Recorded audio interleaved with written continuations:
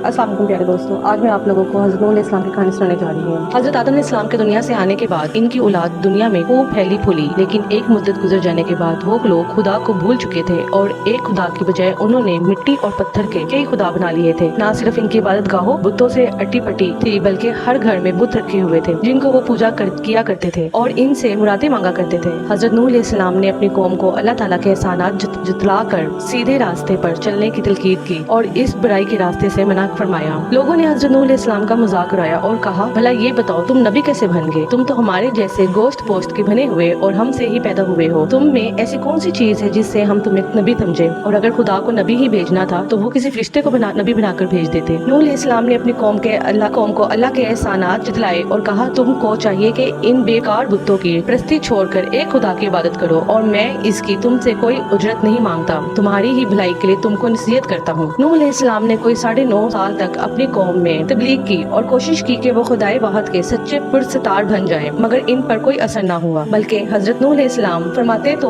अगर इनको मजाक मस्ती में उड़ाते, कानों में उंगलियां ठूंस लेते ताकि इनकी आवाज कानों में ना पहुंच जाए। सिर्फ चंद लोग थे जो आप पर ईमान लाए। कौम की ये सरकशी और नाफरमानी देखकर नूह अलैहिस्सलाम ने अपने रब को पुकारा कि ऐ अल्लाह, मैं इस कौम से तंग आ गया हूँ, अब तू ही इनसे बदला ले। कश्ती नूह, अल्लाह ताला ने हजरत नूह अलैहिस्सलाम को हुक्म दिया कि एक कश्ती बनाओ और ये भी हुक्म दिया कि देखना अब किसी की सिफारिश ना करना, अब इन पर जरूर अजाब नाज़िल होगे। हजरत नूह अलैहिस्सलाम अल्लाह ताला के हुक्म के मुताबिक कश्ती बनाने में लग गए। जब आप कश्ती बना रहे थे तो कौम के लोग इसका मजाक उड़ा रहे थे, ताने कस रहे थे कि कल तक तबलीग कर रहा था, आज बढ़ाई बन गया है। कभी कहता है कि कश्ती बना रहा हूँ, लेकिन दरिया कहाँ से लाओगे कश्ती चलाने के लिए? हजरत नूह अलैहिस्सलाम अपने काम में लगे रहे। जब कश्ती बनकर तैयार होगी तो खुदा ने हुक्म दिया, अपने अहलो खाना और इन लोगों को कश्ती पे सवार कर लो जो मुझ पर ईमान ले आए हैं, और हर जानवर का एक एक जोड़ा भी कश्ती में रख लो। जब सब लोग कश्ती में बैठ गए तो खुदा के हुक्म से जमीन के सोते फूट पड़े। इसके साथ ही मूसलाधार बारिश शुरू हो गई, जमीन पर पानी भरने लगा और हजरत नूह अलैहिस्सलाम की कश्ती पानी में तैरने लगी। पानी भरा तो हजरत नूह अलैहिस्सलाम ने देखा कि इनका बेटा जिसका नाम किनान था